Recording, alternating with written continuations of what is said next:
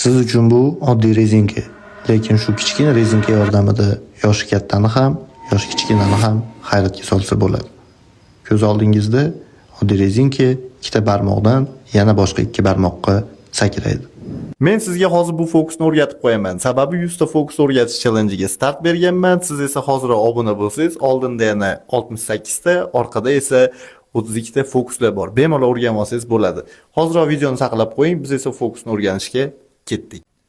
Bu fokusni o'rganish uchun faqatgina bitta dona rezinka va 2 daqiqa vaqtingizni ayamasangiz bo'ldi. Qarang, rezinkani ikkita barmog'ingizga taqasiz. Xuddi ko'rsatayotgan kishi bo'lgan paytda bunaqa qilib tortib, bu barmoqlaringizni pastga tortgan paytingizda to'rttala barmog'ingizga rezinkani o'tkazib olasiz. Bu tarafida ikkitasida, bu tarafida esa to'rttala barmoqda rezinka turgan bo'lishi kerak bo'ladi. Va shu paytda kaftingizni shunchaki tepaga ko'taradigan bo'lsangiz, rezinkalar o'zi avtomatik ravishda bu barmoqlaringizga o'tib qoladi. Bu tarafga qaytarishda ham xuddi shu narsa.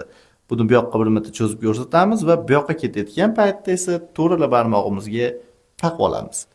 Qarabsizki, yana o'z holatiga qaytib qoladi. Aytib o'tganimdek, keyingi fokuslar nimalar bilan bo'lishini hozir yozib qo'ying. Keyingi fokuslar sizlar yozgan narsalar bilan bo'ladi. Biz esa sizlar bilan xayrlashmaymiz. Oldinda 68 ta fokus bor. Shoyatbek Mirzayevga obuna bo'lib qo'ying. Sizlar bilan keyingi reelslarda yana ko'rishamiz.